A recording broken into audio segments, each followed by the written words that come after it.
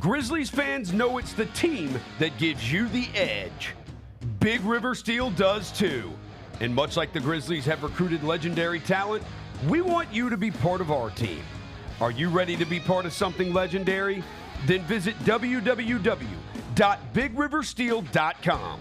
That's www.bigriversteel.com.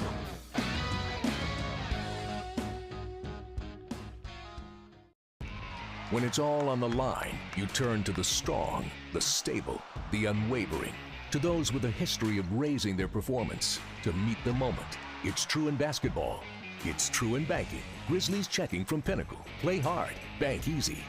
Open a Grizzlies checking account with at least $100 and a recurring direct deposit by August 31st, and you could receive a $200 direct deposit bonus into your account. Details at grizzliesbanking.com. Member FDIC. Justin Timberlake. I'm bringing sexy back. The Forget Tomorrow World Tour. Live in Memphis. Justin Timberlake. FedEx Forum, Saturday, November 23rd. Get tickets now at livenation.com. The brand new single Selfish is available to stream and download now. So if I get jealous, I can't help it. For more, hit up justintimberlake.com. Come pigeon with us, Roser. Roser, right here. You get downward dog. Okay. You're gonna go leg up. I cannot. Okay. Leg under. Oh. Oh, yeah, my bad. I thought that's what you were doing. You go back. Yeah, but then you sit. Oh, you're flexible. Tune in to the Jessica Benson Show with CJ Hurt, live every weekday at 8 a.m. on YouTube at Grind City Media and the official Grind City Media app.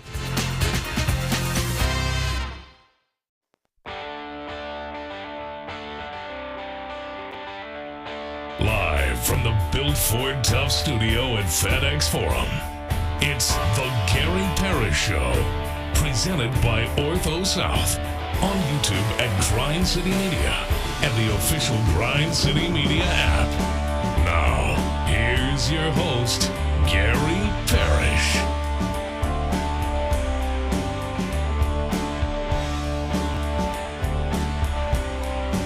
All right. I'm here. My name is Gary Parrish, speaking to you from the Built Ford Tough Studio, FedEx Forum, downtown Memphis. Bennett Doyle right there, producing the program. Glad he's with me. Glad you're with me. Hope you're getting through the day best you can.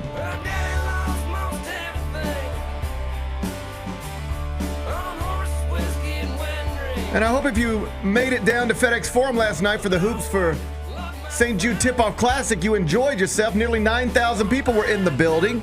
The scoreboard didn't, work so well for the Tigers, men or women. The visitors won both games as expected, but Big Bad Bennett was there. We'll talk about it momentarily. First, though, quickly, let me set today's schedule for you. The next segment, about 20 minutes, Mike Wallace, senior editor of Grind City Media, is going to join me. Talk to him about a number of things, including congratulations to Scottie Pippen Jr. He has had his contract converted into an actual multi-year NBA contract. He's a real member of the Memphis Grizzlies now. I think we agree. He earned it. I'll talk to Mike Wallace about that. We'll do it in the next segment. When I finish talking to Mike, take a break, come back, do 5 more things you need to know, at which point we're going to discuss 5 previously undiscussed stories. Among them, the New York Yankees beat the Cleveland Guardians 6-3 last night in the Bronx. Aaron Judge homered for the first time this postseason. Can Cleveland bounce back? We'll discuss in about 40 minutes. Game 3 of the NLCS between the New York Mets and the Los Angeles Dodgers is set for tonight in Queens. Doc and Daryl going to handle the first pitch responsibilities. We'll spend a few minutes on that a little later on in the show. Kendrick Lamar made history last night at the BET Awards. Artist of the Year, Song of the Year, Lyricist of the Year. And all, he won 8 awards, which is a record for the BET Hip Hop Awards. And he won 8 awards, even though he hasn't even released an album yet this year. That could be coming soon, though. We'll talk about that in the third segment. The Buffalo Bills have acquired Amari Cooper from the Cleveland Browns. So that's 2 big-time receivers who've been on the move this week. I'll get Bennett's thoughts on that in just a bit. And Lionel Messi scored 3 goals for Argentina in a World Cup qualifying match last night against Bolivia. Afterward, he said he's as emotional in that jersey as he's ever been, with an understanding that his final days on the international stage are drawing near. I'll give you the full quote. We'll do it during a segment we call 5 More Things You Need to Know. Then we'll eventually do GP's Carryout. We'll we'll call it a day. So that's the rundown. We got a lot to get to, but I did want to start with the Hoops for St. Jude Tip-Off Classic because the first of hopefully many took place last night inside FedEx Forum. It was a great night for the city, for St. Jude, for downtown Memphis. Not as great for the Tigers, at least on the scoreboard. Let me give you the numbers. Get that out of the way. Okay. Final score, North Carolina men 84, Memphis men 76. Final score, South Carolina women 106, Memphis women 63. As expected, the visitors did win both games, but let's not focus on that just yet. Let's just talk about the night. Big Bet Bennett, I know you and Noah were in attendance last night. Please tell me how much you enjoyed yourself. We had a great time.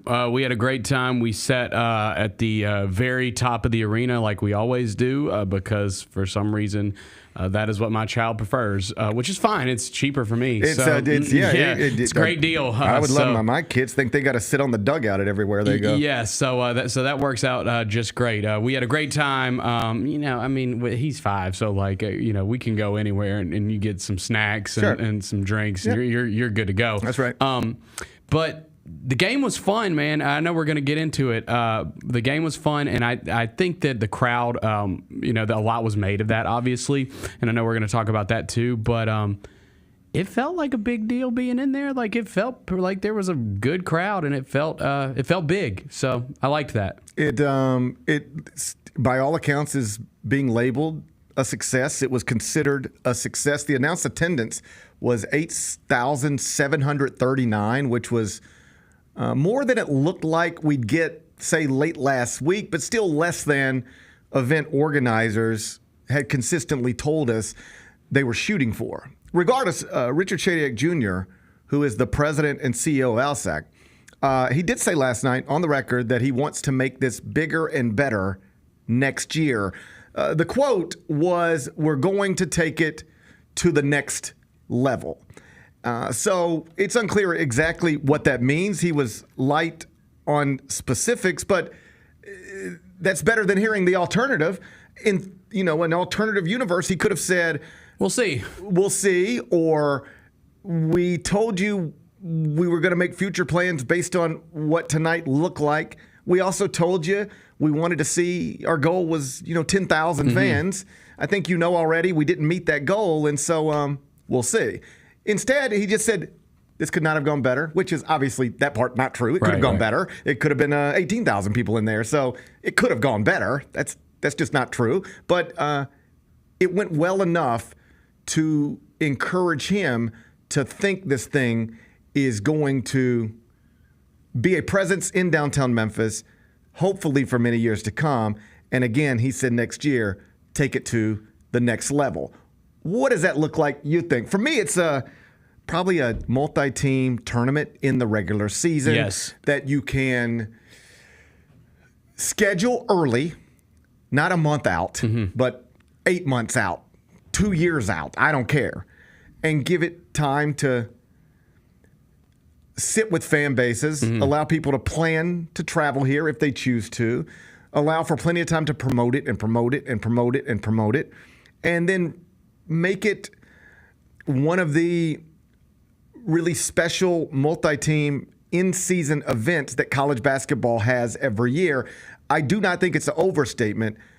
The Hoops for St. Jude Tip-Off Classic in FedEx Forum could mean for the University of Memphis what MLK Day means for the Memphis Grizzlies. That will always be the Grizzlies' day in that building, but the Tigers could have another day that could be similarly special, just in an obviously different way. I really hope so because, dude, make no mistake, if this was a regular season event, what happened last night, I think they would have been leaning closer to a sellout than 10,000. Well, just because of the brands, and dude, we never get teams like North Carolina coming in here to play a regular season game. That just doesn't happen. The reason you're right is because if it were a regular season game, you would be starting at a certain number.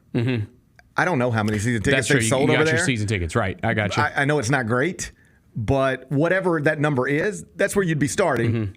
Then you just add on top of it. You would have people in the building who might not have been interested in going last night for any number of reasons, but if it were in the regular season, you've already purchased these tickets months ago. Yeah. They're just sitting in your app. You can use them or don't use them, but they're bought and paid for. Might as well go. With this event, it was just announced, like, hey, in not too long, Right. South Carolina women, North Carolina men are coming here.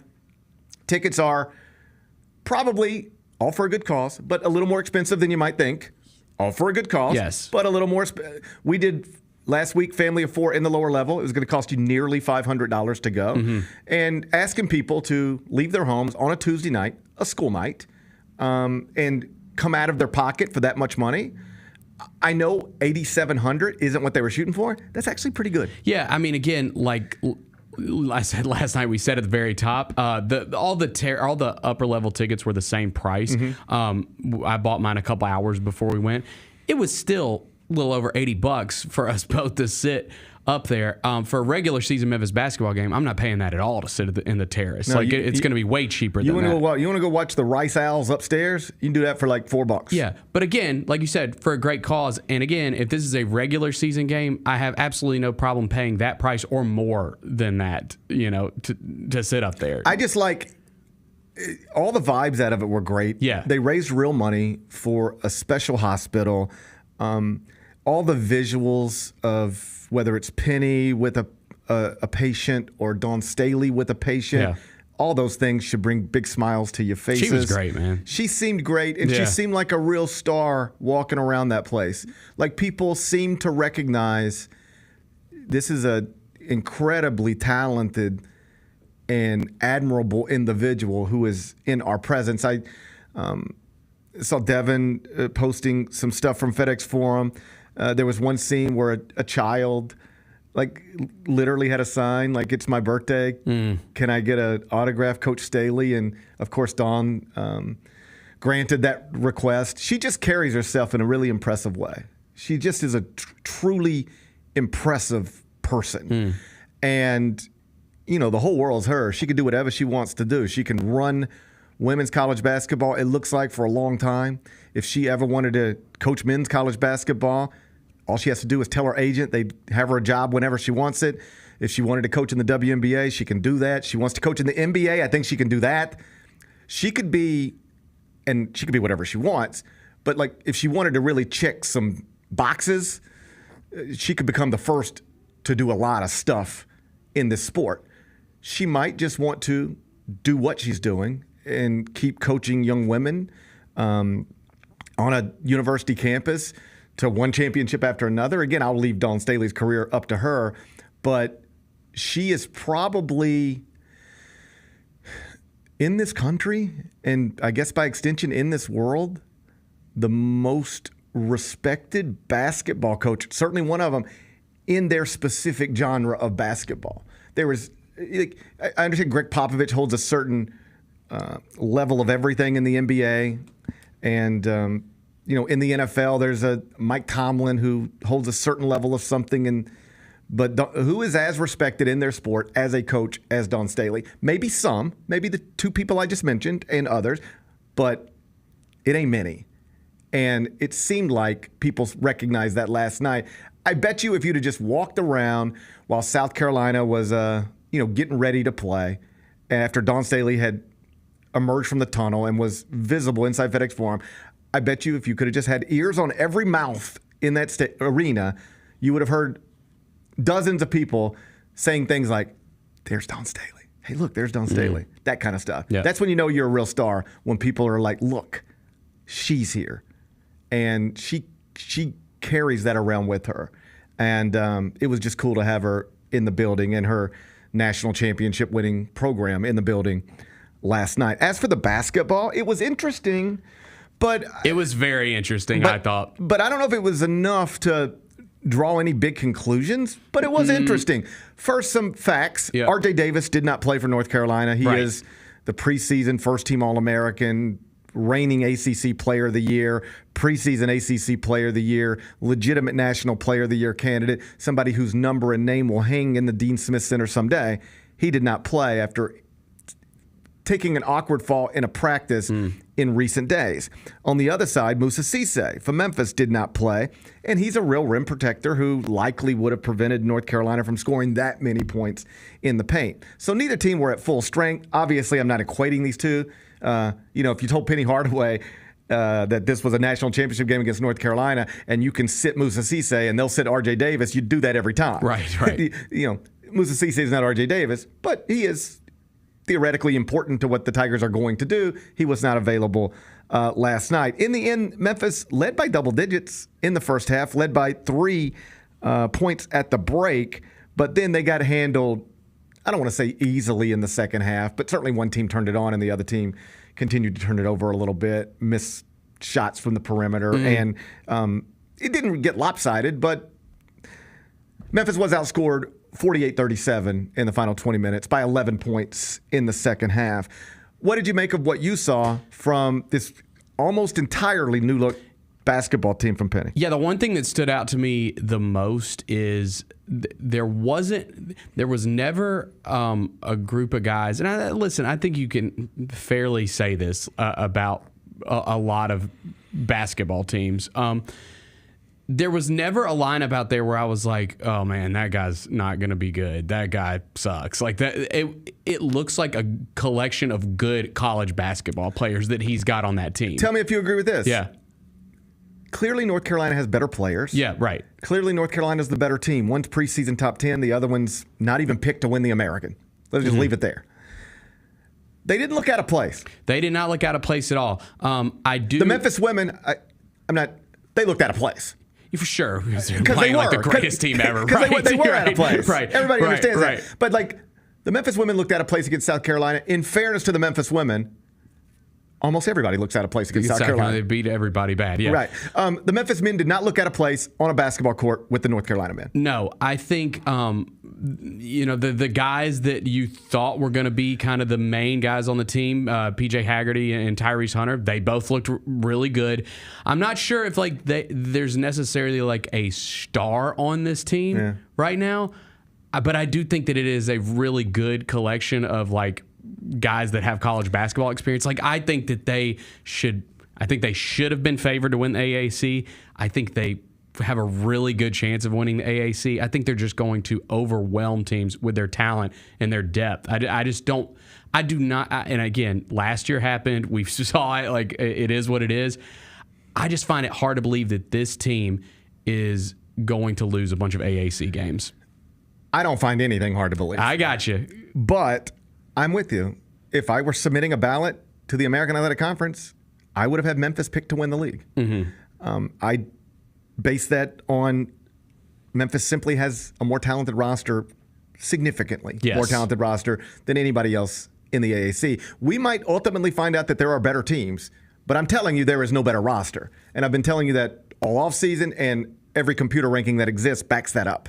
Memphis is significantly higher in the computers than anybody else in the AAC. And the reason is because, a lot of reasons, but part of it is the roster is just more talented than anybody else in the AAC. What did you make of Penny afterward saying, this isn't even how we play? Oh, yeah, I saw that because they didn't want to show their sets. Not even something as simple as we didn't want to run a lot of sets because we don't want to give Missouri early information that they could maybe use against us when they come in here in the season opener. It was like, no, that's not even how we play. Which, let me be clear, Penny Hardaway knows more about basketball than I do, and it's his basketball team. If things don't go well, I won't lose my job over it. But imagine if Taylor Jenkins said this. If Taylor Jenkins said, we put in an all-new offense, all right, which is something he has said. But here's the deal. We got these 5 exhibitions in the preseason. We're not going to run it. You'll see it on opening night. Would a reasonable question to ask be like, okay, you've got new pieces and you've got a new offense. Maybe you should work on it a little bit in game situations because you're going to need to be ready to go on opening night. Yeah, you would think so. You would think so. Now, in fairness, if this wasn't the Hoops for St. Jude Tip-Off Classic, this would have probably been like a closed scrimmage that no one gets to see, right? Like if they were doing it, which they've done a lot in the past. And so maybe that has something to do with it a little bit. I guess I would just weigh the two things, right? I would say, okay, I understand where you're coming from. If you really play the way you play and run the stuff you run, the stuff you've been working on in practice, the stuff you plan to run against Missouri, then it's all going to be on ESPNU, and Dennis Gates is going to be chopping it up tomorrow morning. Okay. You don't want to do that. That seems to be Penny's perspective. Don't want to do that. Okay. But is whatever bad comes along with that worse than playing 2 exhibition games against top 10 programs and not actually using them to get you ready for the way you're going to play once the regular season begins? What's worse? I think that you want to play the way that you want to play during the regular season. That's where I land too. Yeah. That's where I land too. But, reasonable minds can disagree. Yeah. I just hope it looks the right way on opening night. But again, they held in there with one of the best teams in the country last night. They did do that. I'm cool with playing that way.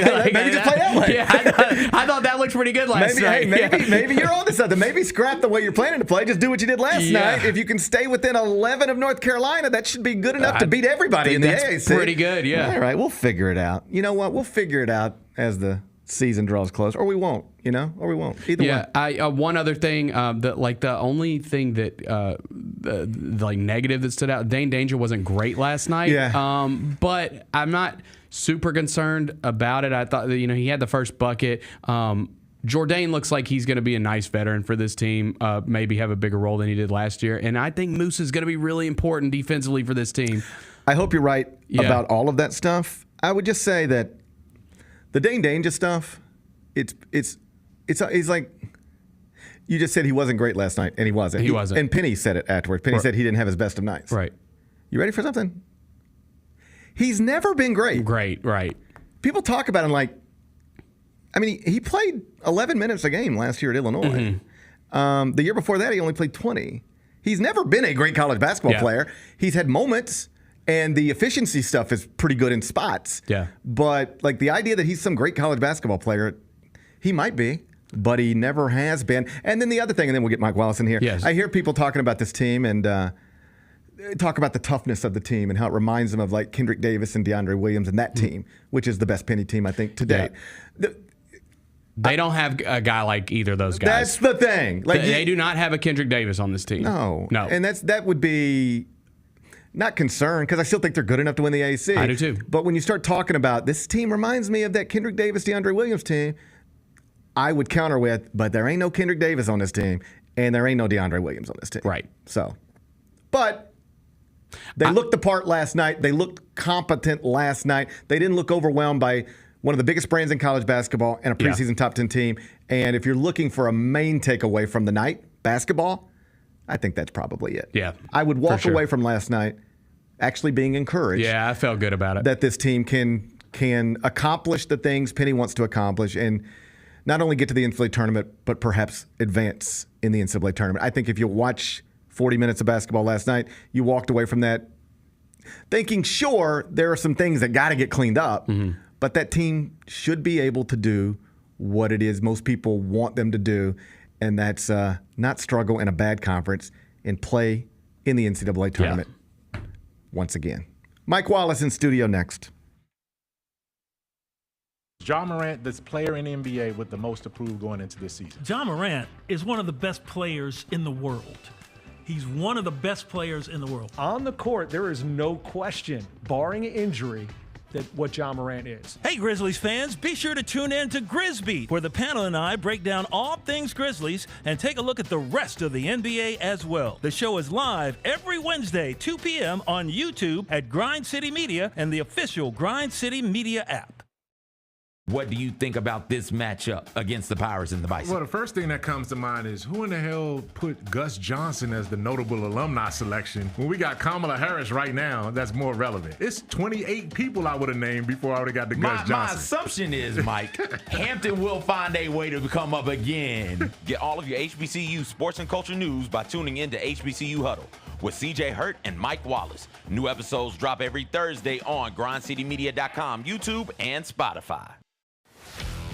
Let's face it, there's a lot of trash talk in basketball.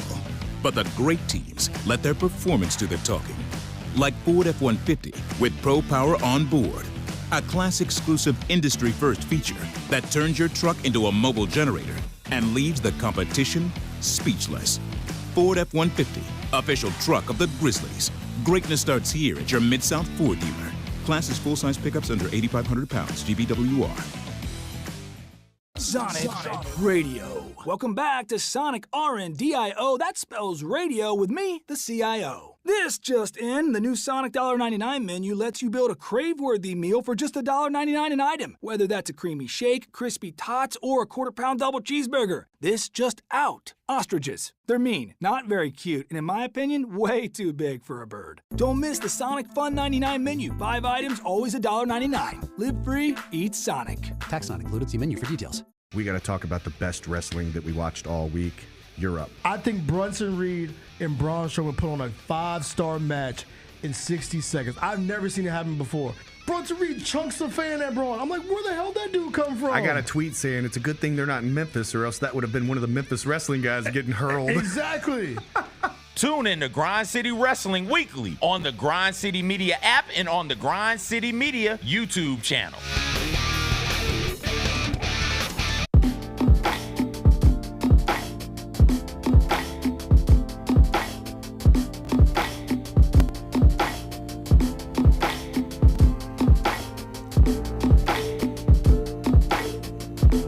Welcome back, Gary Parrish Show, presented by Ortho South. We're inside the Built Ford Tough studio, and during the break, Mike Wallace is here with us, senior editor, Grind City Media.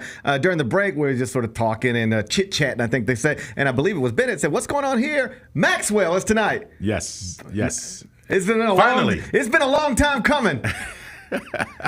I swear I told you guys this. It has. Yeah, we've had that one booked for a while. Yeah, we have. You know what? During the breaks now, I don't hear the spots anymore. Like I used to hear them. I kind of like it. You miss them?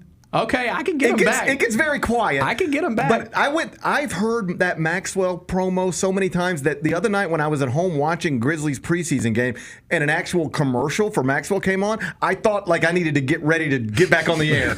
I was popping into it. Triggered me into like, all right, what's next? Is it 5 more things? Like I felt like I was in a commercial break. I'm glad. I hope everybody enjoys Maxwell tonight. I've sure enjoyed the promos. I tell you what, it's tonight, man, and those of us, Maxwell is in my wheelhouse, sure. Right?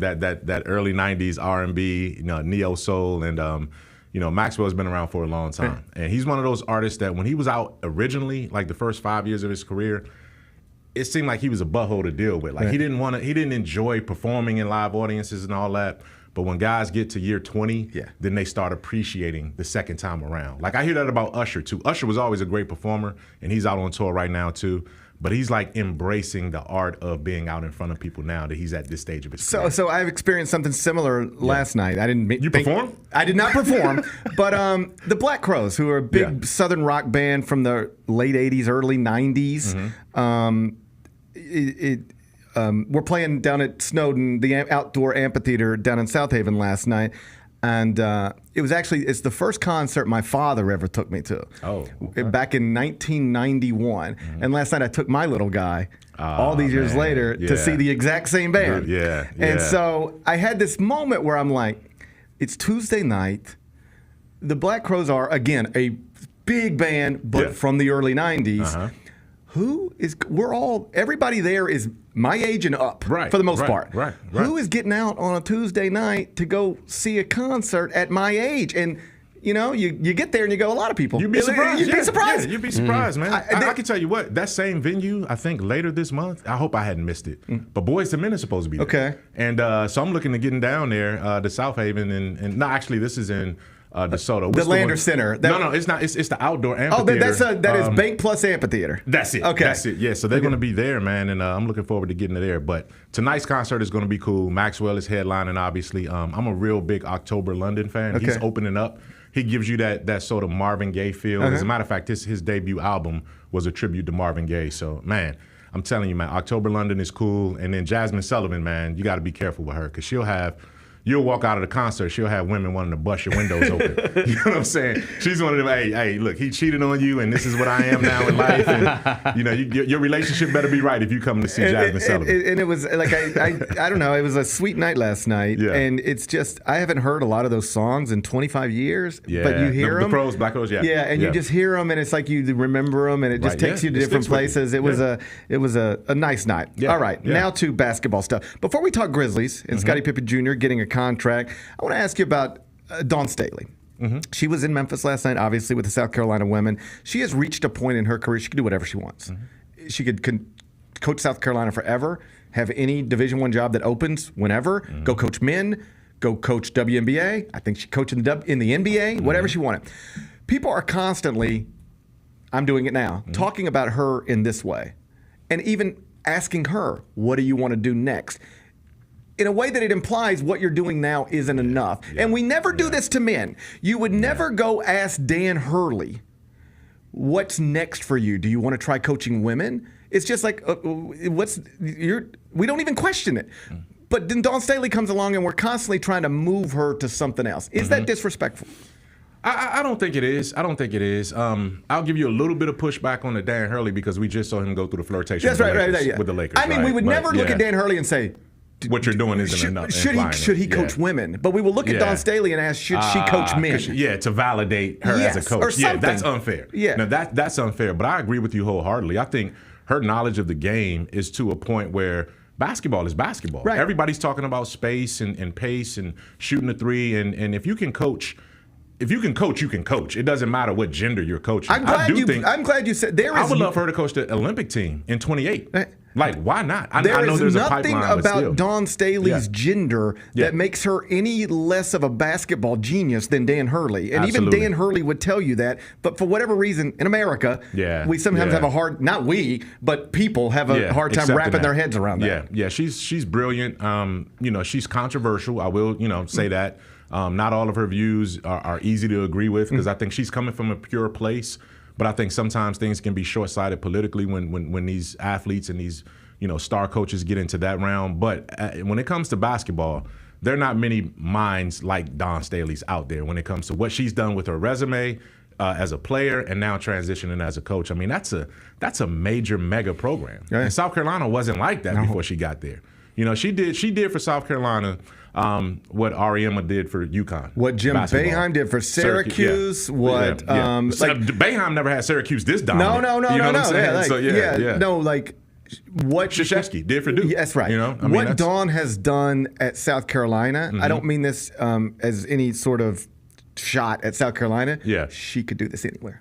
Yeah. She could do this anywhere. Yeah. You could give her any she could take any SEC job and build the same thing. Now, here's what I want to ask you, though, because the one thing that I will say that she probably hasn't dealt with as much yet, and maybe I'm wrong, but how strong is the NIL push in women's college basketball at the elite level? Is it similar? Is she dealing with the same kind of, It's all the same, but at a lower level. So the dollar figures are just smaller. Right. But it's still the back door. Hey, can you get your girl in the portal? Calling AAU coaches, calling dads and moms. Yeah. Hey, if you get her in the portal, we got this waiting on her. That stuff still goes on. Yes, absolutely. Okay. It's just as cutthroat as the man. It's just a little less expensive. I got you. little less expensive. All right. Talking to Mike Wallace here in studio. Big news yesterday. Scottie Pippen Jr. Has a multi-year NBA contract with the Memphis Grizzlies. There was no real rush to do this. It didn't have to be done last night. But I think you and I had talked about this before. Sometimes you do things like this, A, because he's earned it. I think everybody agrees. But B, even though you don't have to do it now, you can do it now. And how does that change the presence of your employee? If you just go ahead and say, we're taking care of you now. We don't have to, but we want to. It can change. Scottie Pippen Jr. has probably every day for weeks been thinking, are they going to do it? What are they going to do? You get that done, it's just a better place to be for everybody, I think. It's a sense of security, and it's a sense of accomplishment, too. That's right. And see, this is the thing where, we can get into the debate and all of this, but LeBron James didn't have Bronny have to worry about this. He got his deal done the moment he got drafted, basically, right? Whereas Scottie Pippen Sr. had to worry about this with his son, right? But at the end of the day, Scotty has done everything that he's been asked to do and more. I think he's a different player now than he was when he first signed with the team late last spring. And I talked to him. I talked to him the day after he signed with the Grizzlies. We were in Chicago, and we sat down underneath his dad's retired number in the rafters of the United Center. And as we were talking, he looked up and pointed up to it, man. And so when we were back in Chicago this past weekend, I said, take us back to that, man, and go back to how you felt that day versus how you're feeling now. And it was good to see. I'll tell you a real quick story, man. We were at the Grizzlies home game last Thursday. After the game, it was a crowd of reporters in the locker room, and some guy backed into Scotty's locker and was sitting there, and then Scotty came out and excuse me. Right. I said, Scotty, you ain't got to worry about that once you get a real contract, right? Now that you're on the two-way, people can disrespect your space now, but now it's yours. And, he got a kick out of that, man. He was like, it's only a matter of time. And the fact of the matter is the Grizzlies didn't have to do it now, but we are getting up into that point now where this move allows them that flexibility to make some other moves now. You got to figure out what you're going to do with that two-way now. And there's a push. I don't know this, but there seems to be a strong interest in Yuki wanting to get a two-way to submit him with the hustle in the Grizzlies. And the only way you do that is to create a spot for a two-way. That's right. So that could be something that comes and trigger when this happened. But I think it was always going to happen that Scotty was going to get one of those available regular roster spots. Do you believe in Yuki as an NBA player? He's obviously skilled. He can shoot. He can pass. He can dribble. He's quick. He's just little bitty. I mean, he's just little bitty. You just named 7 things, and then the one knock is that he's overcoming that by being out there. Like, this is a guy, preseason basketball is one thing. Can he do this as a top 8 rotation player? Probably not. But if he's a guy that you need to go to as your third string point guard, or he's in that tweener between a two-way spot that gets some development time and also the back end of the roster for the Grizzlies, sure, why not? Like, you've seen the guy pass. You've seen him out on the field, on the court, with second-tier NBA players, bench players, and he looks like the fastest guy out there. When he's knocking down the three, which he didn't knock down the first 4 preseason games, the first 3, but he knocked down the 3 against Indiana. If he can knock down that 3 because people are going to back way off of him to prevent him from blowing by him, then he can be serviceable out there. We know he can run an offense. We know he can change a pace. And so I think he can have a spot there. He can't defend his position, but he has to give you some shooting, some pace changeability, and the ability to set up and facilitate. If he could do that, then yes, you can earmark a two-way spot for him, possibly getting some back end roster time when it comes in the NBA level. So in the previous preseason game, Zach Edey was terrific. 10 of 15 from the field. I think it was 23 points, 9 rebounds. It got all of it done in like 19 minutes. And it prompted a conversation. I just saw national basketball people talking about it on Twitter yesterday, going back and forth, and I thought it was interesting. It was like Matt Moore from the Action Network and Sam Vecini from The Athletic. And Matt sort of made the point that he finds it fascinating, like genuinely fascinating, that the Grizzlies drafted Zach Edey and then said, we're playing faster than we've ever played. Because those two things don't necessarily go together. And what Sam Vecini suggested is, what if one way to handle this, and he was just throwing it, I'm sure they've talked about it amongst themselves, but Zach Edey's your starting center, fine. Play the first 5 minutes, get him out of there.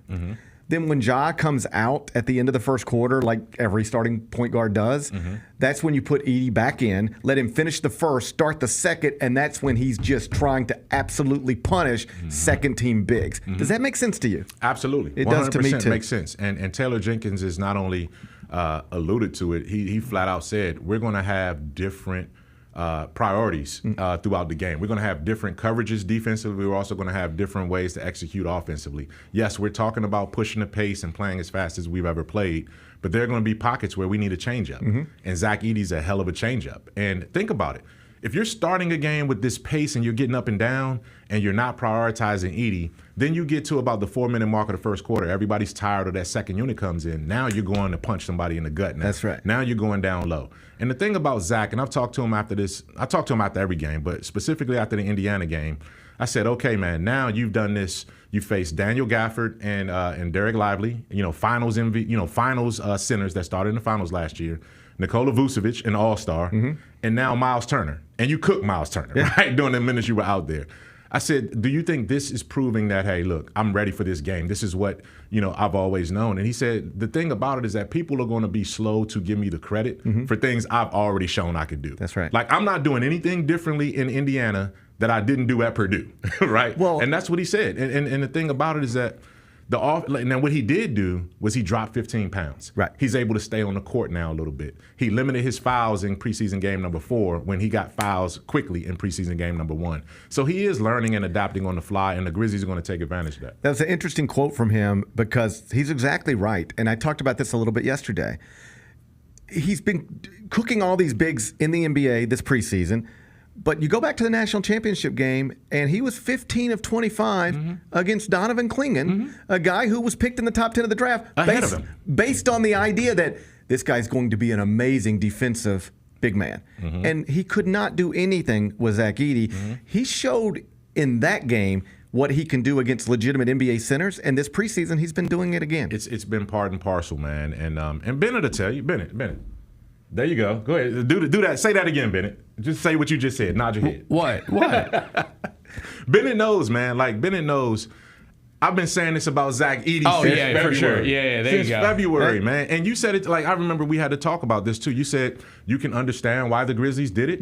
You might not have necessarily agreed or have done it. I was a skeptic. I'm less of a skeptic now. But what I'm saying is that what is it about Zach Edey that made people not just skeptics, obviously, that's understandable because the pace is different. Right. But at a certain point, when you can do what he does, when you're 7'4" and you can move your feet and you show that you're willing to drop 15 pounds to be able to stay on the court, going down low and going over that right shoulder with the 7'4" skyhook, no one can stop that. What impressed me was when he went to the right towards the lane and then back, did the baseline back store drop. And drop step dunk, and I was like, this is different. This is a dunking type move here. So Zach Edey has the hand-eye coordination. He can pass out of double teams. He had 4 assists against Chicago. And I'm just saying, like, at a certain point, basketball is basketball, man. And you can run up and down all you want and shoot 1,000,000 threes, but at some point, somebody's got to get a rebound. And can't no one stop a guy that's determined to be down in the post like that. I'm not saying that's a steady diet, but when it comes to a changeup, he's the most efficient big you can get in that situation. You were a believer before most. I think most are believers now. And I go back to something I remember Dan Hurley saying, I believe during the NCAA tournament, even before UConn played Purdue. So he had not been on the court with Zach Edey yet. But the line of question was similar. Like, do you believe in this guy as an NBA player? And Dan Hurley said something along the lines of, if you are an NBA coach, I remember you, and you cannot figure out how to use that guy, you're probably not very good at your job. That is an amazing talent. You just got to be creative with it. Make me an NBA coach. Put that guy on my team. I promise you, I'll figure out how to use it. And that's what they're doing. And you're right. And the thing was, I remember going through the pre-draft camp. I talked to Zach when he was at the combine.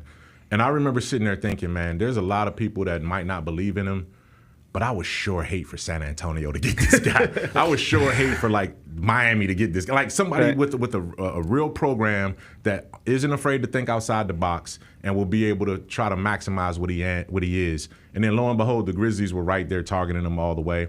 If you had to reset right now, reset it right now. You brought up a great point about Donovan Clingan and reminding people what he did in that championship game. Based on what you've seen in the preseason right now, if you had to redraft, who goes first?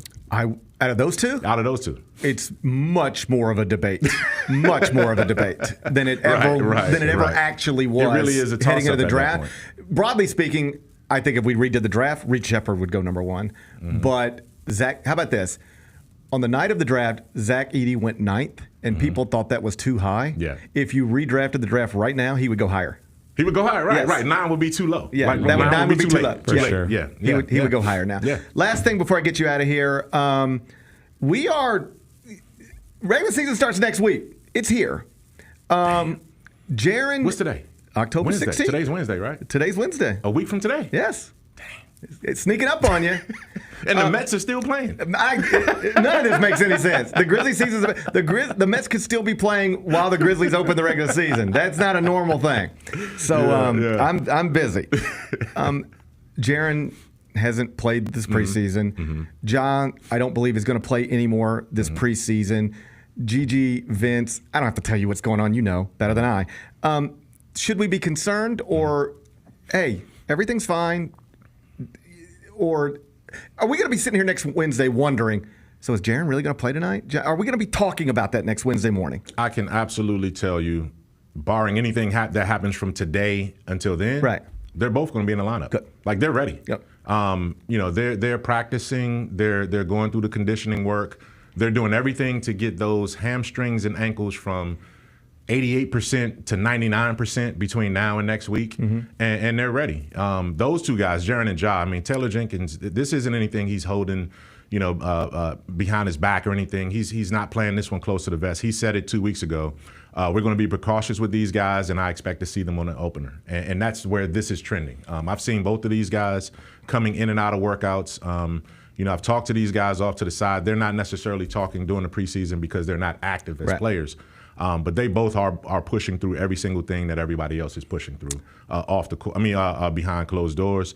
Gigi, he still has the walking boot. He doesn't have the scooter anymore. He's doing conditioning. He's on the bike. He's actually shooting too. Okay. Like, that's the thing. It's weird to see Gigi out there doing pregame warm-ups, shooting with the walking boot on, right? So he's really pushing it from that standpoint to try to get back in and he'll be reevaluated in early December. And then Vince Williams, I just saw him at DePaul. The Grizzlies worked out on Sunday, and Vince Williams was on the court doing some scrimmage stuff, some light scrimmage stuff with the scout team guys. So he's progressing as well too. He'll be reevaluated. He's due for reevaluation at the end of next week. So those guys, those two won't open the season ready, but Jaron and Ja definitely will be ready. And then Cam Spencer is still a little bit further behind than what we anticipated, what I anticipated from what I heard, but he's also doing a lot of conditioning to get that ankle right. Regular season opener, it is a week from tonight. 8 o'clock, it'll be Grizzlies at Jazz, and they already got a number on it. Memphis, -3.5. Favorite to win the season opener. I'll take it. That's Mike Wallace. He's on X at MyMikeCheck. Make sure you're reading all his work. GrindCityMedia.com. That's GrindCityMedia.com. Thanks, brother. Always appreciate your time. Likewise, man. Anytime. All right. When we come back, we'll turn our attention to baseball. Yankees won last night. They got a 2-0 lead in the ALCS. Aaron Judge homered for the first time this postseason. Game 3 NLCS. Mets-Dodgers. That's tonight in prime time. We'll talk baseball next. Gary Parrish Show presented by Ortho South. Congratulations to the Vanderbilt Commodores. They have actually hit the over on their win total for the season. Winning number 3. Their total was 2.5. Hey, listen. If I had told you Vanderbilt was going to hit the over on their win total against Alabama, you guys would have kicked me off the show. Crazy. Absolutely insane. I tried to argue that they were going to be bowl eligible. And I said that was good. And they still might not be. The Odds Couple, live at 2 p.m. on YouTube at Grind City Media and the official Grind City Media app. What do you think about this matchup against the Pirates and the Bison? Well, the first thing that comes to mind is who in the hell put Gus Johnson as the notable alumni selection when we got Kamala Harris right now? That's more relevant. It's 28 people I would have named before I would have got the Gus Johnson. My assumption is, Mike, Hampton will find a way to come up again. Get all of your HBCU sports and culture news by tuning in to HBCU Huddle with CJ Hurt and Mike Wallace. New episodes drop every Thursday on GrindCityMedia.com, YouTube, and Spotify. Grizzlies fans know it's the team that gives you the edge. Big River Steel does too. And much like the Grizzlies have recruited legendary talent, we want you to be part of our team. Are you ready to be part of something legendary? Then visit www.bigriversteel.com. That's www.bigriversteel.com.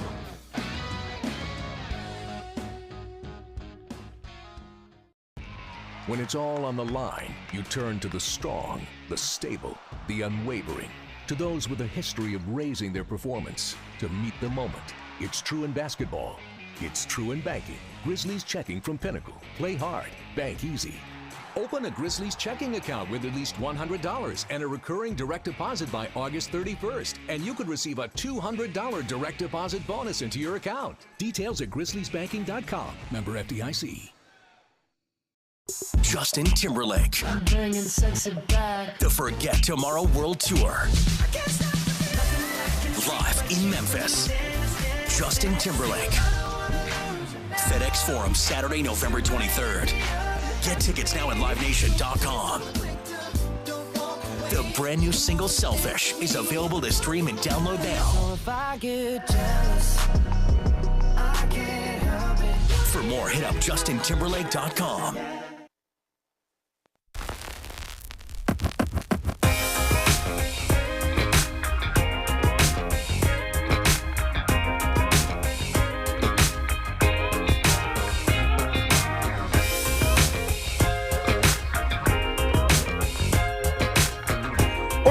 Injuries can be unpredictable, unforeseen, and unscheduled, and Ortho South understands this better than anyone. Since your injuries don't make appointments, you don't need to either.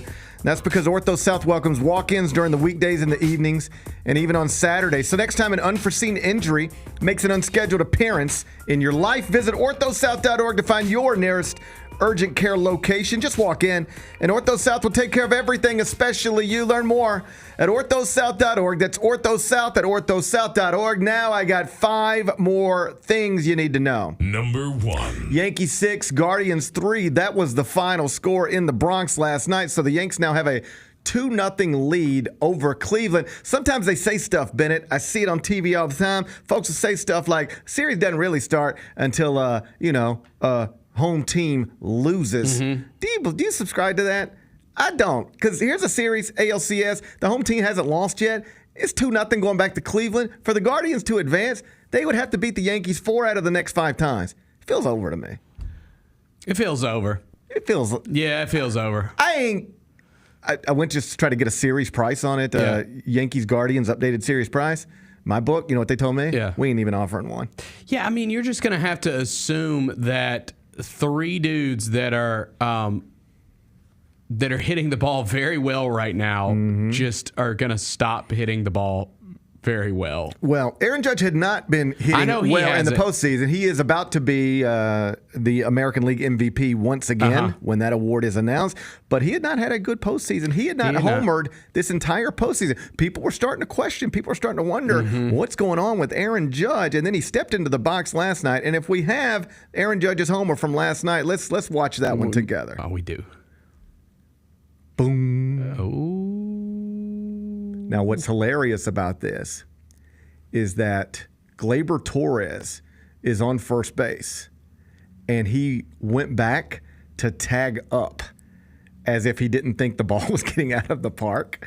And so afterwards, they asked Aaron Judge about this because the camera obviously missed it there, but Judge had to stop his trot to let Gleyber Torres get on with it, because he was tagging up as if the ball wasn't going out of the park.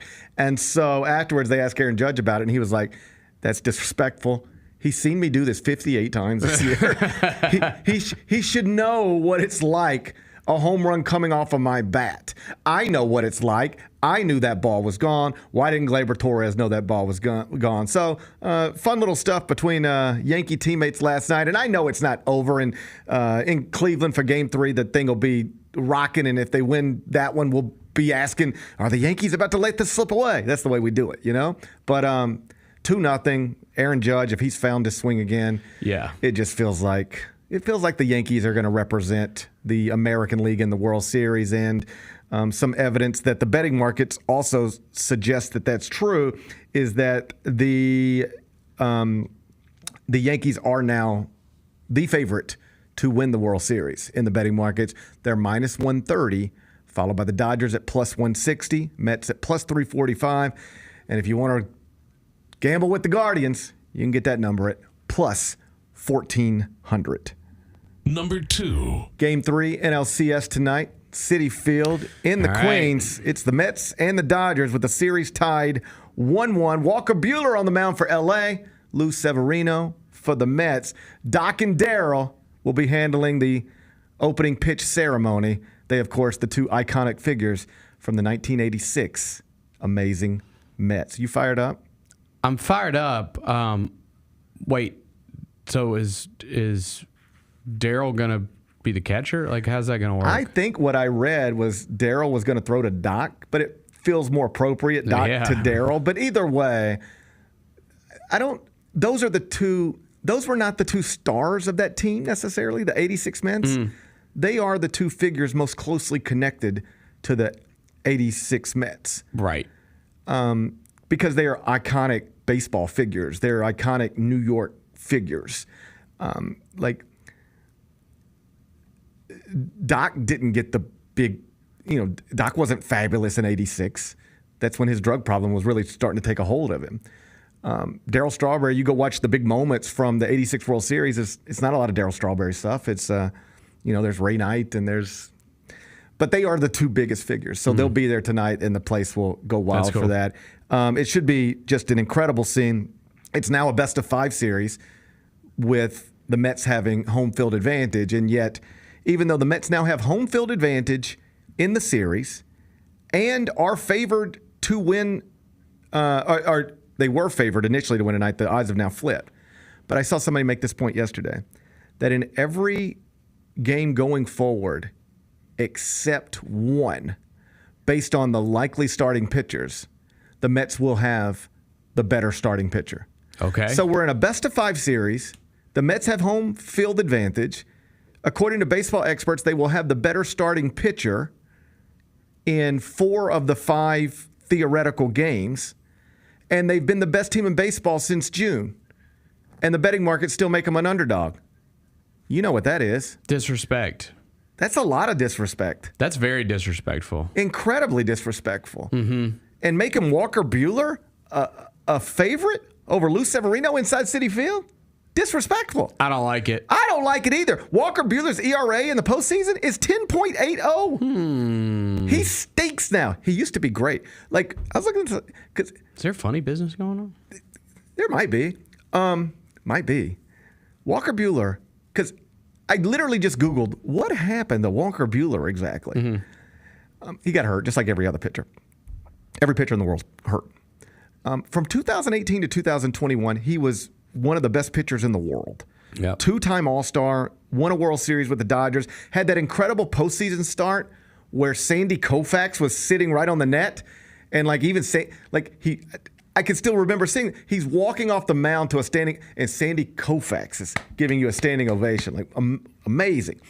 And then he gets hurt, missed most of 2022, all of last season, and then this season, he's 1-6 with a 5.38 ERA in the regular season. Then gets to the postseason, pitches against the Padres. He's 0-1 now with a 10.80 ERA after he gave up 6 earned runs in 5 innings of last week's loss to San Diego. The Mets are at home. The Mets have been the better team since June. They got the better pitcher going tonight. What are we doing here? Got to come out swinging if you're the Mets. What are we doing here? Got to come out swinging. What are we doing here? Is this funny business?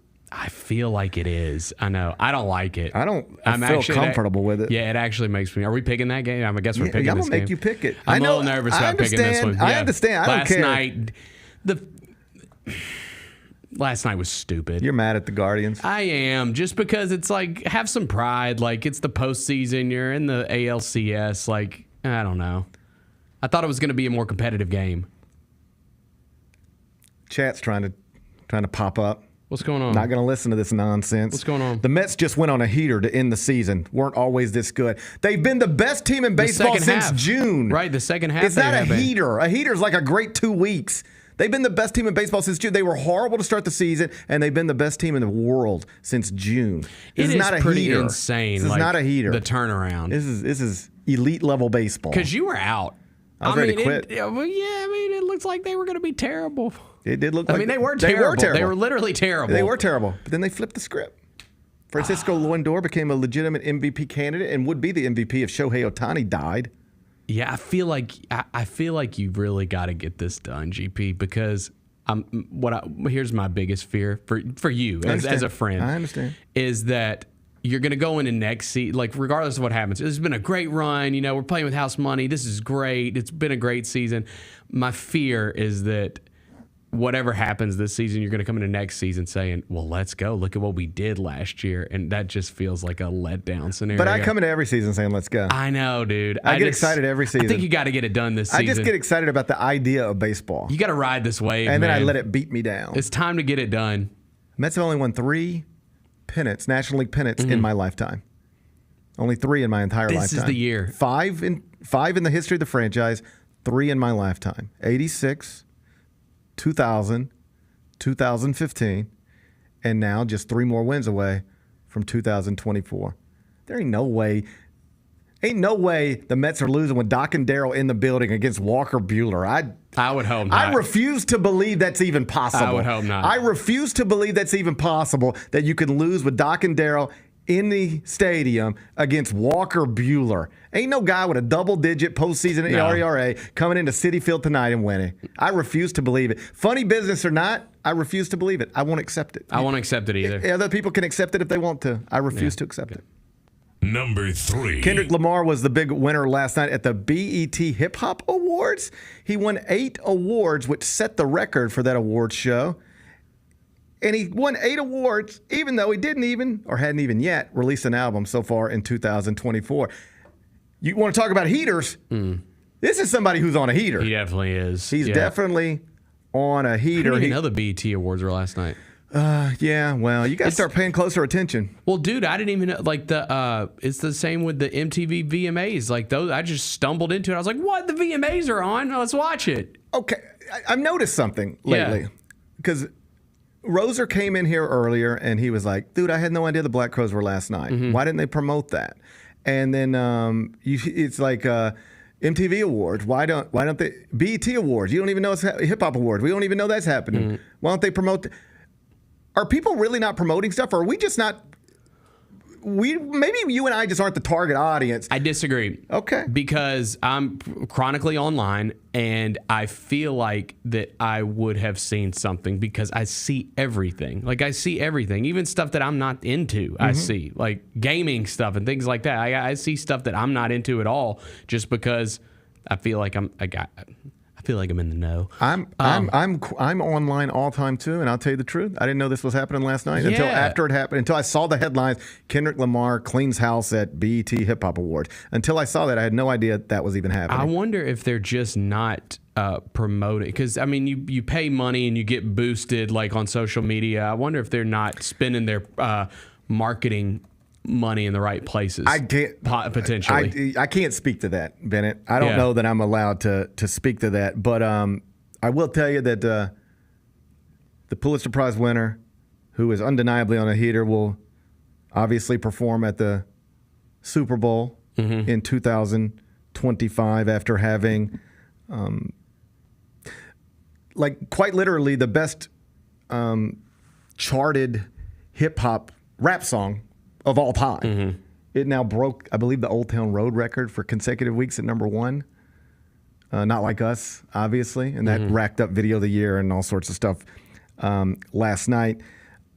Now there's some thought that the new album could be coming soon. I saw that. I have no idea if this stuff is true. It's just stuff that I see. Somebody said that what they heard, who knows what anybody's heard, right? But what they heard, apparently Drake's birthday is next week. Oh, God. Oh, my God. They said he might drop the album on Drake's birthday. He's got to stop. He's taking it too far. Can you imagine? You're trying to celebrate your birthday, but the whole world's listening to a new Kendrick Lamar album. You can't have a Super Bowl party already because for obvious reasons. For obvious reasons. And now you can't. Hey, what are we doing for Drake's birthday tonight? Listening to the new Kendrick album. What do you think? It's tough. He's 100% going to drop that album on Drake's birthday. That's just mean. If he is teasing a new album. I'm team Kendrick for life, all right? That's mean. That's diabolical. Really mean. It's diabolical. Yeah. Yeah, that's really mean. I'm starting to feel bad for Drake. I still, this has been fun because I'm still a little bitter about canceling like 5 Memphis shows. Like that was, that saga was ridiculous. But Drake seems beat down. You see him like he was somewhere a couple weeks ago or whatever, and he's on stage and he's like, "You just got to know who your real friends are." It's like, bro, stop crying publicly. Go cry at home. But like, he seems really beat down. I saw somebody the other day, maybe it was Charlemagne or somebody, and they were like, if they were advising Drake, you know what they tell him to do? Act like this never happened. Yeah, just that's get back all you can do. Just get back to being cocky and get back to being who you were, like this never happened. But it so hurt him that he can't act like it never happened because it did happen, and it was something. I've seen some other people start to wonder about the halftime show. I was having a conversation with somebody the other day, and they said, "How do you think Kendrick's halftime show at the Super Bowl is going to be?" And I said, "Awesome. It'll be unbelievable." And they said, "What do you think he's going to do?" And I said, "I have no idea because I don't have any idea." But what I am reasonably assured of is that it will be awesome. And the way I know that is that this will not be the first time he's ever done a big production for a television show. He's done big things with the Grammys. Go on YouTube, type in Kendrick Lamar Grammy performances. There's one where Dave Chappelle plays a role in it, and it's a real piece of art. There's another one where he does Humble DNA, and there's like this big spectacle, people running around on fire. There's another thing he did with, I think, Imagine Dragons. My point is, he has done big TV stuff before, and he knocks it out of the park every single time. Just from a production standpoint, execution standpoint, like he doesn't miss, which must just be nerve-wracking. Like the whole world's watching. You get one chance to do this. You got to nail it. If you don't, but he nails them just about every time. Just about every single time. Yeah, he does. And I suspect this will be similar. Congrats to K-Dot. Big winner last night, BET Hip Hop Awards. Number 4. Amari Cooper has been traded from the Cleveland Browns to the Buffalo Bills. I saw one NFL analyst say this will not get as big a headlines as Davante Adams to the Jets, but this is the bigger trade. This is the more impactful trade. 100%. This is the one that could actually shape a Super Bowl. Ain't no Davante Adams, Aaron Rodgers trade shaping a Super Bowl, but this one really might. You agree with that? Yeah, because the Davante Adams trade was made because the Jets are struggling and they need a shot in the arm. The Amari Cooper trade, the Bills are already good. They're just saying we're already good. We're number one guy because they didn't have that. They did not have a number one wide receiver. No. And the other thing is, every time you take a guy like this, you know what it means. It's a guy like this that Kansas City can't take. Yeah, that's very true. And I just, man, like I know that Amari Cooper, kind of the thing that's been attached to him is he is a boom or bust type player. Like one week he'll have 125 yards receiving and a touchdown. The next week he'll have 2 receptions for 25 yards. The thing about that is his last 2 stops were the Cleveland Browns and the Oakland Raiders. So like I don't put a lot into that just because he's been in disastrous situations and now he's going to a great situation. I think it's going to be big for them. At what point does Kansas City got pushed and do something? Yeah, I'm surprised they didn't get involved on one of those guys. I really thought one of them would end up there. Now, there's one guy that I think will be available that can change a team, and I think that's DeAndre Hopkins. I think the Titans will move off of him because it's the last year of his deal. The Titans suck. I know that you want to have good players to help your young quarterback, but at some point you got to offload some assets and try to set up for next season. And so I think the Titans will move DeAndre Hopkins, and I think he still is performing at a very high level and could help a team win a Super Bowl. Kansas City is 5-0. Yeah. Number 1 in most of your power rankings. Back-to-back Super Bowl champs. Yeah. If they do not upgrade their offensive weapons, they will not win another Super Bowl. Yeah, if I was the Titans, I would try to be on the phone with them very soon because I just think that it makes you've got to build for the future if you're the Titans. You already invested all this freaking money in Calvin Ridley and some of these defensive player, L'Jarius Sneed, who's been terrible. Well, I don't know the roster like you know the roster, but like if you're telling me DeAndre Hopkins is on the last year of a contract, what is the point in not trading him? You're 1-5. Yeah, you suck. This is why when like last year the Mets are like, all right, it's over. Yeah, and it's like, all right, Max Scherzer, you got to go here. You got, they just start moving big because it's like, this season's over. These guys are no longer part of our future. You just get whatever you can get for them. And with the Scherzer trade, I believe they get Luis Angel Acuna, who was big in the final weeks of the regular season. When the Mets started offloading last season, because it was a season going nowhere, it's actually played a role in them making it to this point this season. And if you're the Titans, you should be trying to do the same thing. You really should. So I think he will be moved by the deadline. Kansas City makes all the sense in the world. I just think if it would be a mistake to get caught up in the line of thinking of, we've won 2 straight Super Bowls. We're 5-0. Mm-hmm. We're number 1 in all the power rankings. Don't mess with it. Everything's great. Everything's not great. It's not. You are where you're at in part because you have the greatest quarterback who's ever lived. But trying to make him, when you are watching, and who knows what the Jets are turning around, but let's just say maybe they do. And suddenly you're heading into playoffs and there's Aaron Rodgers and a truly dynamic number 1 receiver. There's Josh Allen and a truly dynamic number 1 receiver.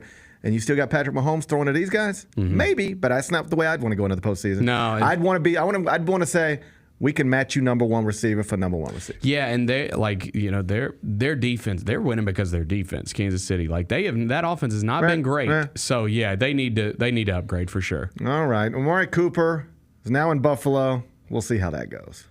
Number 5. Lionel Messi had a hat trick last night for Argentina as a World Cup qualifier, a home match against Bolivia. And after the game, he had some interesting quotes. He said, "It is very nice to play here, feeling the affection of the Argentina fans. It makes me emotional to listen how they shout my name. We all enjoy this connection with the fans, and we love playing at home." He was asked about his future. He said, "I didn't set any date or deadline about that. I'm just enjoying all this. I am more emotional than ever and taking all the love from the people because I know these can be my last games." This man has accomplished more or less everything you could ever hope to accomplish when you become a young footballer. He's won World Cup. Yep. And he says after a whatever World Cup qualifying victory over Bolivia, he's as emotional as he's ever been because he knows the end is near. 37 years old. That makes sense to me. Yeah, that makes sense to me. Although I would say, dude, you just had a hat trick. Like, why are you talking about? Because he's 37. That's fine. And the next big thing is the World Cup in 26, and that's, 39 years old now? And but he's going to do that, right? He's obviously not committed to that. He hasn't? No. Even though he's participating in these qualifiers. Yeah. You don't know what you'll feel like when you're 39. I mean, do you remember Tom Brady thought he could still play football up until he got out there, and it was like, oh, I could do this last year, but I can't do it now. That's the way this stuff works. I'm telling you, it is. I'm 37. Yeah. You're like Messi in your own right, bro. It hits like a ton of bricks. I mean, it does. I'm dealing with hamstring and you don't know until you get older. It's insane. I'm like, why is this happening to me? You don't. When you're a young person, you don't appreciate your health. You really don't. No.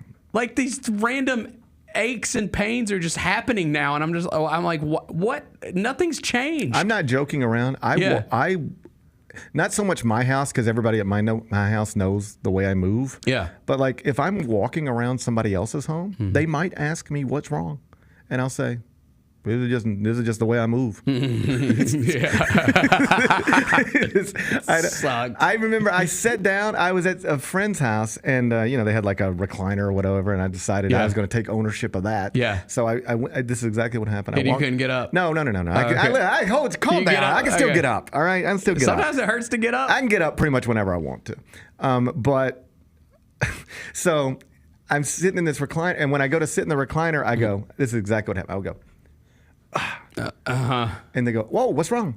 And I said, what? They go, you just went, and I was like, that's just the noise I make. Yep. It doesn't even mean anything. That's just the noise I make when I sit down now. I've reached the point in life where I just make noises sometimes. God, that sucks. You don't ever think it's going to be you. No, I'm definitely like that guy now that when I get up, I make a noise. And it's not even like a painful noise. It's just like, that's it. Yeah. It's just that you didn't used to make that noise. I didn't used to make that noise. Hey, no, the 25-year-old Bennett didn't make that noise.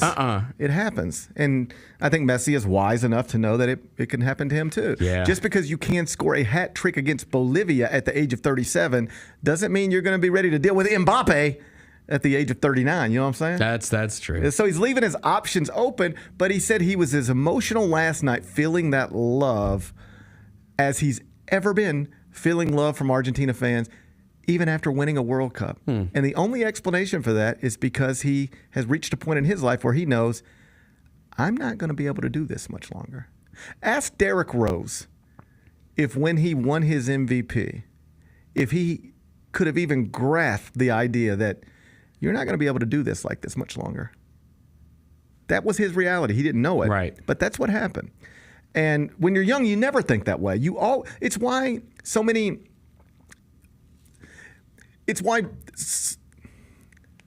you hear sometimes professional athletes going broke. You hear this story? Mm-hmm. You know what it is often rooted in? Most of us start our careers and we are making whatever money we're fortunate enough to make, and we at least assume, based on the way life is supposed to work, that it's just going to get better. Mm-hmm. Like if you're making this much now, you should be making more in 5 years, and you should be making more in 10 years, and you should be doing better in 20 years. And with that mindset, for professional athletes, it is often completely flipped around. Like think about if you were a financial advisor, what you would have to tell a professional athlete in some cases. You are 20 years old, And right now you're making more money than you'll ever make, probably, for the rest of your life. Or at least there's a chance of that. Plan accordingly. Nobody does. You know why? Because it's like, I got all this now, and it's going to last forever. Oh, yeah, I know a lot of people never get a second contract in the NBA, but that won't be me. Well, yeah, it will be. Or it could be. Plan accordingly.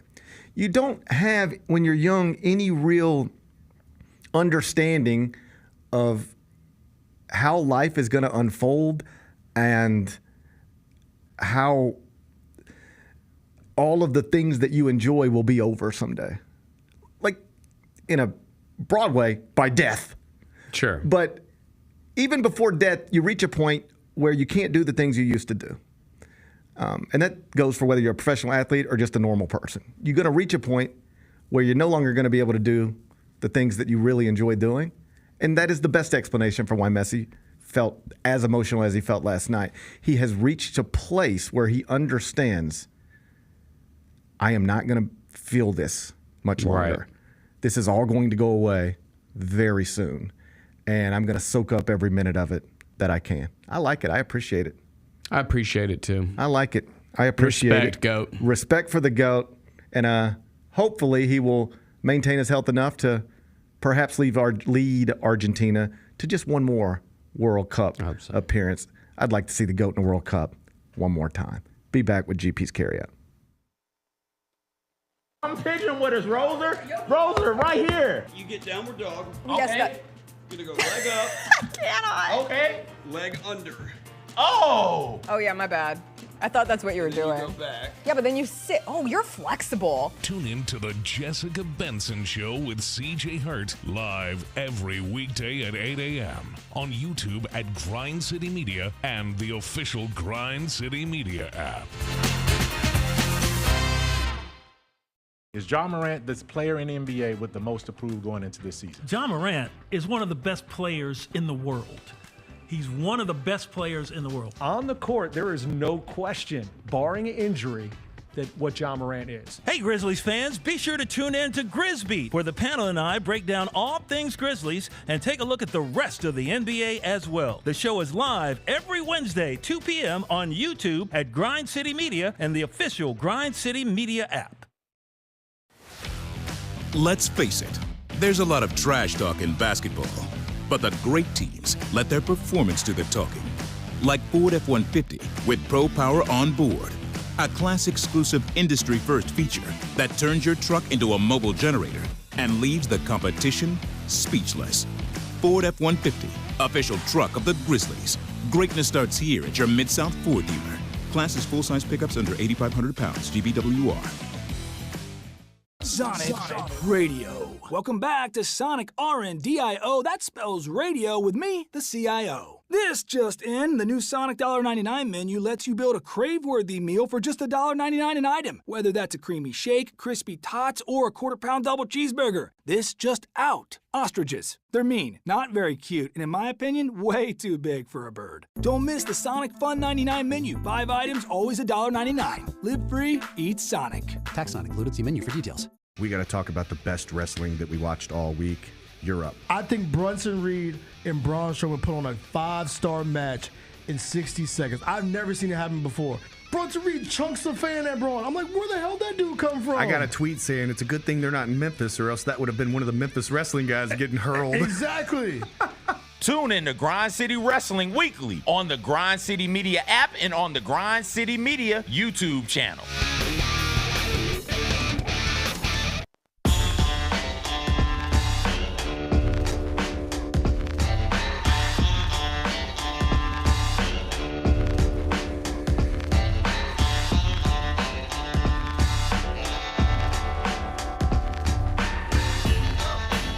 Welcome back.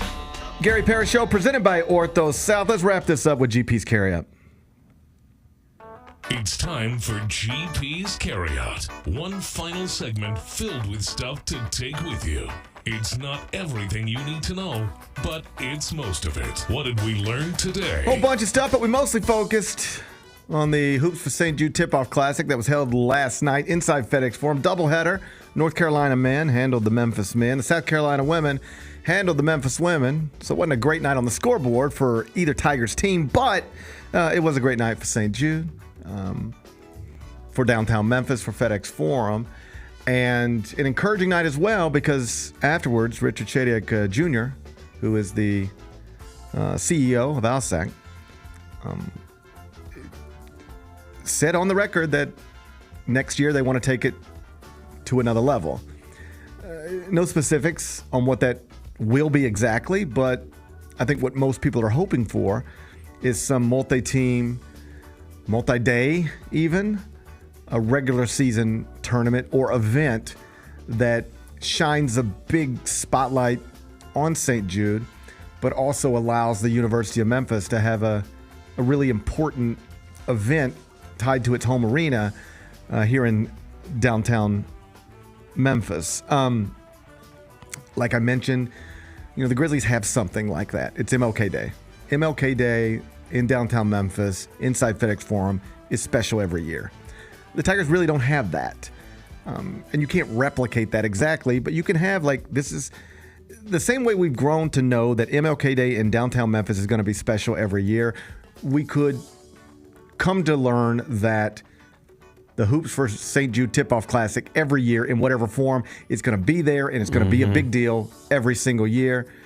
Richard Shadiak seemed to suggest that is the plan moving forward, and so that's the biggest and best news coming out of last night. What's today's biggest game? Game 3, NLCS, right. It's Citi Field. We're in Queens, New York. Dodgers and the Mets. It's on FS1. FS1's in the MLB game, or the MLB. Yeah, they're involved with Major League Baseball. Is what I'm trying to say. Can I talk? I don't know if you can talk. Lord, I feel like the red hot New York Mets belong on Big Fox. I was thinking the same thing. They do. Was True TV not available? Well, it's how much are you trying to disrespect us? So when it's a 3 p.m. start time, they will put it on regular Fox. So they must think that cake baking or whatever the hell comes on is going to do a better number than the rest Mets of the Dodgers. I disagree. Every other Mets-Dodgers game is scheduled for FS1. Let's see what's on Fox tonight. Hang on. All right, Ben, let's investigate. Except a possible Game 7 would be on Big Fox. Okay. What's on Fox tonight? Okay, here's what's on Big Fox tonight. Disappoint me. I'm going to get my little stream. I bet it's cake baking. How much you want to bet it's cake baking? I'll bet if you want to. I'll bet if you want to. Okay, let's go. We're going to 7 p.m. Tell me what's on Fox tonight. Sorry, I had to get my little app, my trusty app, to go to the correct time. Tonight on Fox at 7 o'clock is The Masked Singer, followed by The Floor. I believe The Floor is a game show. So, yeah, they're going with game show stuff. That's disrespectful. People love the game show stuff. This is disrespectful. What is I grew up watching. I'm a game show guy. I love Jeopardy. I love Wheel of Fortune. I like game. I love Family Feud. I like game shows. We've lost our way. I think we've lost our way. We've lost our way as a nation. The Masked Singer. This is America's pastime. We're That's talking the about. Thing. All right. If you're Fox, I feel like you have a responsibility here. We've lost our way. I think we've lost our way. Can you imagine going back 50 years and telling somebody the Mets and the Dodgers, the Mets and the Dodgers will be in the NLCS. On one side, you will have the soon-to-be NL MVP, who is being called the greatest baseball player who has ever lived. On the other side, you will have the runner-up to that MVP. But they're going to run the Masked Singer on Big Fox and put that on FS1. We've lost our way as a nation. I've known it. Is it Frank Sinatra? I've suspected it for a while. Wait, that wouldn't be 50 years ago. I've been paying attention. I don't want to speak on it too much. What would be 50 years? That'd be like Sonny and Cher, maybe 50 years ago. That's Bennett. What year was 50 years ago? Right now. 1970 something. Yeah. Right? 1974? Yeah, okay, you got it. Okay. Okay, good. I had to think for a Yeah, second. no, buddy. Those centuries and the It's hard. turnover. It's hard. I've been noticing some stuff. I ain't been trying to speak on it that much, but I've been noticing some stuff that makes me think we might have lost our way as a nation. It feels like it. It feels like it. It's sad. It is sad. It is sad. It is. The Masked Singer. The Masked Singer. Over Dodgers Mets. We've lost our way. It really ain't America's pastime no more. We have dumbed down our country so much that we put a game show on in prime time rather than baseball. That's how you serve these idiots, these idiot Americans. They'd rather watch Singers in Mask than Francisco Lindor and Shohei Ohtani. We've lost our way. Yeah, we definitely have. God. Sad. It is Oh, sad. I got to pick the game. I said I thought some funny business was going on. Like you said, Walker Buehler sucks now. Walker Buehler sucks now. They're on the road. Yes. Yet favored. Okay, you ready for this? Just let me give you some facts. Can I just tell you some facts? These are going to be some facts, all right? The Mets have the better starting pitcher tonight. The Mets have been the better team since June. The Mets are at home tonight. What are we doing? Why are the Mets an underdog at home tonight to the Dodgers and Walker Buehler? You can get the Dodgers at -115, the Mets at 105. I will take the Mets. You should. I do think there's funny business going on. It scares me. It scares me. Because isn't every idiot looking at this exactly the same way I am? The Mets have been the better team since June. Walker Buehler sucks. The Mets are at home. What are we doing? I accept the idea that there might be some funny business going on, but I reject my impulses to be influenced by it. Yeah, I'm going Mets. This will not make me not believe. This is designed to make me not to believe. That's what funny business is designed to make you believe stuff you shouldn't be believing and not believe in stuff you want to believe in. I just reject it all. I don't want to. I've lived too long. You know, I'm a little bit like Messi. I don't know how much time I got left, you know? Right. I'm a little bit like Messi. I'm getting emotional myself. I don't know how much time I got left to care about this kind of stuff, so I'm not going to be influenced by what is possible funny business. But I see the same stuff you're seeing. Yeah. First pitch tonight is 7:08. It's on FS1. As the chat points out. What? It ain't been the same since Dale died. Man, you ain't telling me nothing I don't know. It ain't been. You ain't so telling. we have lost our way as a country. We've lost our way. And it's not just confined to mass singers and baseballs. There's a lot of other evidence out there. Yeah. If you've been paying attention, we might have lost our way. What are we watching on TV? Vice President Harris is sitting down with Fox News today. Be the first interview she's done with Fox News since becoming the Democratic nominee. Former President Trump is upset about this. He says Fox News has lost its way. They turned their back. He said Fox. I think our country has lost its way, but former President Trump, he thinks Fox News has lost its way. Okay. He's very upset about Vice President Harris sitting down with Fox News tonight. He says they're giving her too much coverage. Interesting. He's getting a little jelly. Yeah, it does sound. I'm sure if he wanted to sit down with them, they'd make space for him. You know. I think they do often. Yeah. Maybe I'm wrong. I don't know. I think we've lost our way a little bit. Yeah. You know. Okay, is that what we're watching? I think so. I think anytime somebody who is going to be the next president of the United States It's possibly getting close. Yeah. is sitting down with an adversary, it's worth watching. And I actually think, in all seriousness, this is more worth watching than if she sits down with MSNBC or CNN, because I don't believe any of it. I think people are I think people are crazy. All right. But one of the things crazy people say is that, well, when you over here, they're just feeding her this and doing it this and this is, well, ain't none of that going to be on. You ain't going to see people making those claims tonight. They are sitting down with her tonight to try to. They would like for her to not do well. Right. All right. She is sitting down with them tonight because I think she knows the only way I can reach these people over here that I need to reach is I got to go. Their TVs are on this channel every night. And they're hearing a lot of wild stuff about me. Some of it, not true. A lot of it, total mischaracterizations.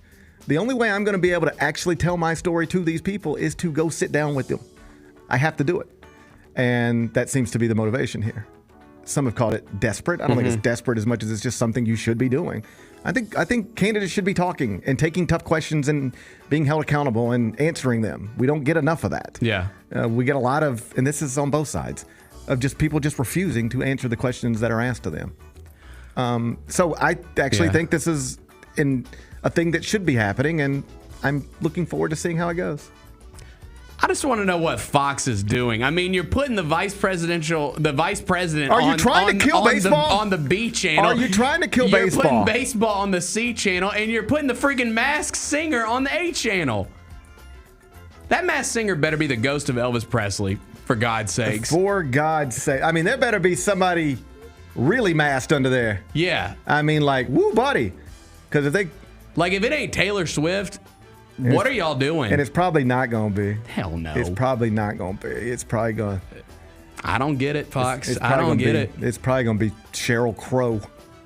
I like Sheryl Crow. I do like Sheryl Crow, too. I don't know why I said that. Yeah, I like Sheryl Crow. I didn't mean to put her name in it like that. I would watch if it was her. I would actually watch if it was Sheryl Crow. It's just for some reason Sheryl Crow popped into my head. Fine. I don't know. Vice President Harris is sitting down with Fox News. If you want to watch it, you can. I'm not here to really tell you what to do. What's the best thing we've read?